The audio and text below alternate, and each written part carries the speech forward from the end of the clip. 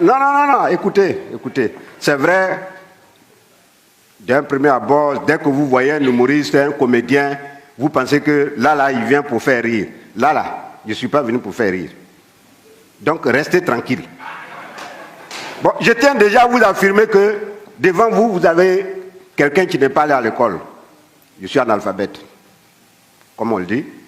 Donc, je vais vous parler en français, français d'Abobo là. C'est ce que je vais vous parler. C'est que vous allez comprendre. Vrai ou faux? Bon, je tiens à vous signaler déjà que j'ai vécu une vie. Je peux mourir maintenant. Il n'y a même pas de souci. Mais la vie en elle-même, c'est un combat. La vie est un combat. Mais un combat terrible qu'il faut mener de bout en bout. La vie, c'est comme deux boxeurs qui montent sur un ring pour se cogner. Toi, tu donnes des coups, mais tu en reçois. Jusqu'à ce qu'un seul, il y a un qui se sent ébranlé, qui prend un coup fatal et qui tombe. Mais c'est là, au moment où tu penses que tu as reçu un coup fatal et que tu t'apprêtes à tomber, c'est là qu'il faut prendre le taureau par les cornes. Parce que la vie commence là. Le combat commence là. Le gain de la vie commence là. Ton échec aussi, c'est là. Si tu as programmé dans la tête que tu vas échouer, tu tombes. Il n'y a rien à faire. Eh bien, moi, je suis Michel Gouou. Je suis né à Diateignois, un petit village situé à quelques encablures de la ville de Gagnois. C'est là que je suis né, de père et de mère, cultivateurs, mais pauvres. Pauvre, quand je dis pauvre, c'est pauvre. Le pauvre, c'est celui-là même qui n'arrive même pas à manger une seule fois dans la journée. Pour avoir à manger une banane même, c'est des difficultés. C'est là que je suis né. Alors, mais comme tous les enfants de mon âge, il faut que je parte à l'école. À 7 ans, je suis allé à l'école. À notre âge, à notre temps, il fallait avoir 7 ans, plus, mais peut-être même plus, avant de faire CP1. C'est aujourd'hui, on va à l'école à partir de 3 ans.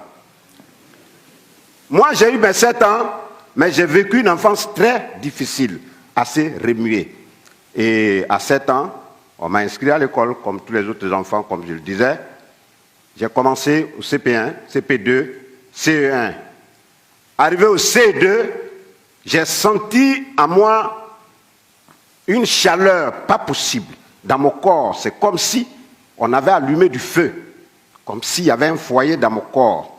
Mes os, je sentais que mes os se tordaient. Et j'étais le seul à savoir cette atrocité que je vivais. Et cette maladie s'est emparée à moi et a commencé à me donner une autre forme que je ne voulais pas du tout. Mais je continuais quand même d'aller à l'école. C2, la maladie s'accentuait. Arrivé à un tel moment, je ne pouvais plus marcher. Je ne pouvais plus marcher. Je suis resté à la maison, aller maintenant vers les soins, parce qu'il faut guérir. Si tu n'es pas en bonne santé, tu ne peux pas aller à l'école. Aller vers les médecins, les guérisseurs, mais rien. Mais j'ai tenu quand même à terminer l'année scolaire, C2. Pendant les vacances, j'ai continué à chercher la guérison. Après les vacances, il faut reprendre les cours, CM1. Je reprends. Mais cette fois-ci, la maladie est descendue jusque dans les pieds. Et je n'arrivais plus à me déplacer. J'avais comme pour démarche une canne, avec la deuxième canne, ma main droite.